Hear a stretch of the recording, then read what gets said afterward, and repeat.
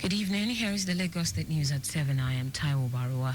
Lagos State Governor Babajide Sanwo-Olu has reaffirmed his administration's commitment to redefining educational excellence with the inauguration of Ipara Junior College, Majiagbe, Badagry, Lagos. Governor Sanwo-Olu, who was represented by the Commissioner for Wealth Creation and Employment, Akiyemi Ajigbotafe, described the development as a milestone in consonance with the administration's vision of inclusivity, high-quality learning under the Themes Plus developmental agenda. Sanwo-Olu stated that through literacy initiatives, every school in Lagos should have access to modern technology and resources. He explained that it will not only benefit students but also empower the communities with the skills needed to thrive in a rapidly challenging world. The governor assured of his support to stand by all schools and ensure that every child receives the quality deserved to enable him or her to build a brighter future.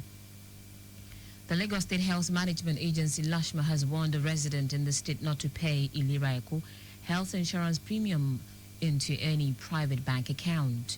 Its permanent secretary, Emmanuel Azamba, says LASHMA operates a zero cash policy, and any attempt to demand for payment into agent's personal account except the Lagos State Health Fund, which is the only dedicated bank account for the pool of fund for health insurance in the state, is fraudulent and criminal. Reacting to a message circulating on social media, Zamba debunked the report that the agency is not activating and release and that a specific time could not be given for possible activation.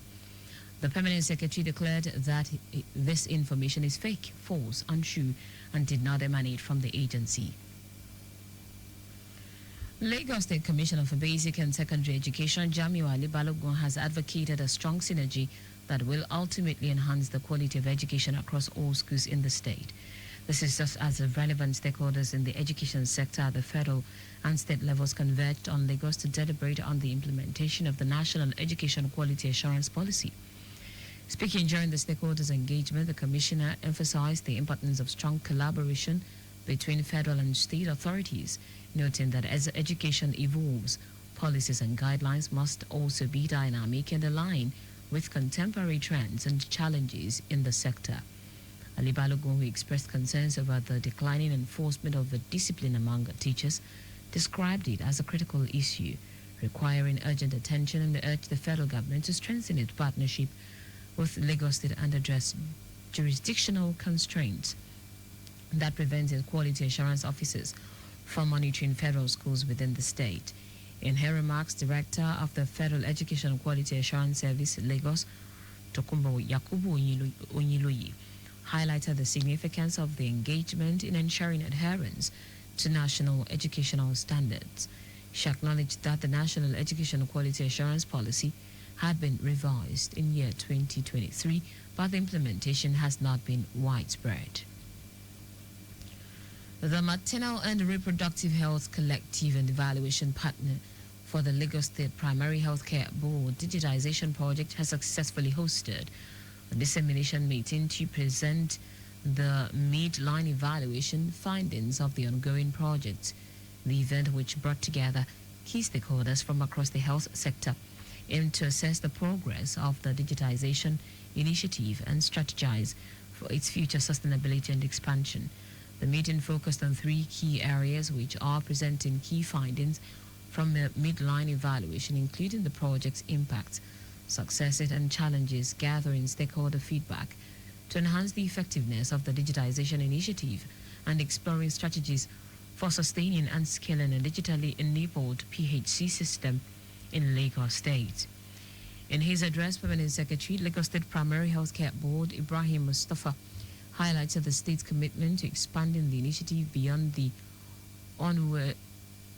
100 selected primary healthcare centers, ensuring its continued growth and impact across Lagos.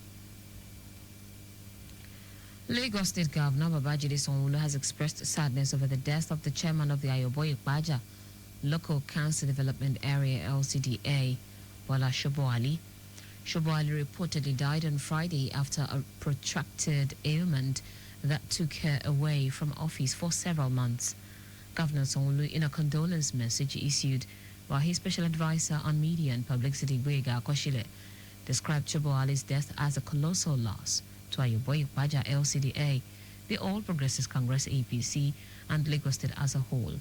The governor praised the late council boss for her commitment to the well-being of the people she governed, adding that Choboali, despite the protracted ailment that took her away from office for many months, as well as passionate in championing and attracting development and the individuals of democracy to the people. Governor Sanwo-Olu also sympathized with the immediate family of the departed, her friends and associates, members and APC leaders, the Conference 57 and the entire people of Ayoboy Baja LCDA.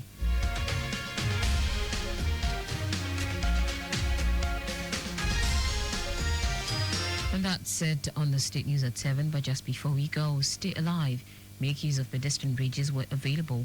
You can follow us and like all our various social media platforms: X at Traffic Radio 961, Facebook Lagos Traffic Radio 96.1 FM, Instagram Lagos Traffic Radio 961.